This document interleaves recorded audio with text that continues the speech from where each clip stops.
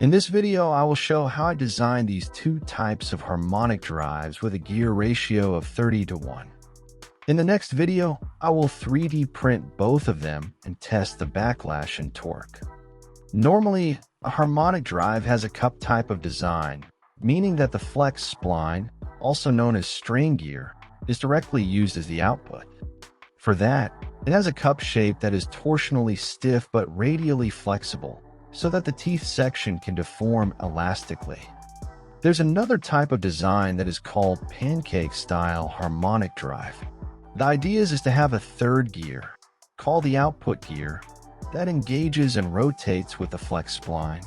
For this output gear has the same number of teeth as the Flexspline but with a different module. This makes the Flexspline to be just a regular gear, which would make manufacturing much easier. However, I'm not sure which design will have a better performance when 3D printing, so I will make both and compare them. One important note is harmonic drives' teeth don't have an involute shape as regular gears. It seems the optimal tooth profile is a trapezoidal shape. The company Harmonic Drive calls it double S profile. So I went back to the original patent of the harmonic drive, or strain wave gear, like it was originally known as. Here, the inventor describes in detail the correct tooth shape. The patent even shows simplified equations to calculate stress and efficiencies. To make the design process easier, I previously created a harmonic drive simulator on my website. Here, you can download the gears with the correct tooth shape.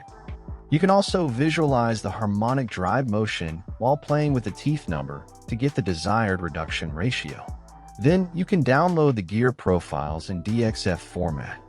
The program will generate all three profiles, including the output gear, which is only needed for the pancake-style design that I mentioned earlier. The module will define the overall size of the drive and the size of the tooth. In my case, I want to keep my design as compact as possible. After some testing, I figured a module of 0.8 is as small as I could go while still having good resolution. I also read that having smaller teeth makes the drive more efficient. I think this makes sense as smaller teeth means smaller contact area, which should reduce friction. The DXF profiles can be imported on any CAD software. In my case, I am using SolidWorks. This part here is the Flexspline for the pancake-style design. Let me talk about the wave generator. This is the centerpiece that is attached to the shaft of the motor and deforms the Flexspline so that it meshes with the fixed ring gear. The wave generator has an ellipse shape. The way you define the deformation is by first considering the inner diameter of the Flexspline, and from here apply a deformation equal to twice the module. This will define the major axis of the ellipse. The minor axis is defined with the same displacement but in the opposite direction. However, this is the theoretical value provided in the patent. In reality, this displacement needs to be adjusted to account for tolerances. Too much displacement and there will be too much friction in the drive, or the drive might not even be able to be assembled. Too little displacement and there will be too much backlash. The patent even describes potential methods for creating an adjustable wave generator to fine-tune this dimension. However, I think the simplest approach is to just 3D print different wave generators with different displacements until I find a good balance of backlash and efficiency.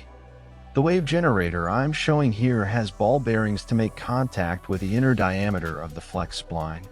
This is similar to what real harmonic drives have, which is a custom ball bearing.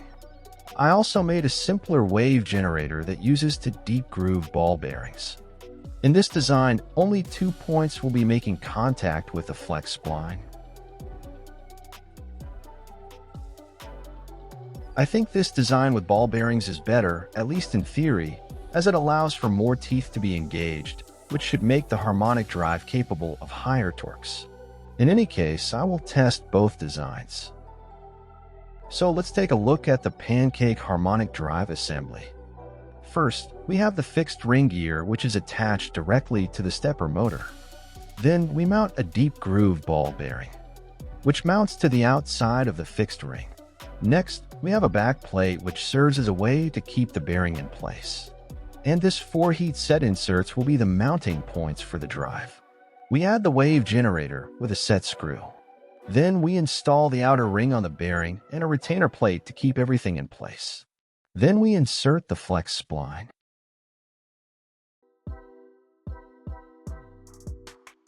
Finally, we mount the output gear, which engages with the flex spline.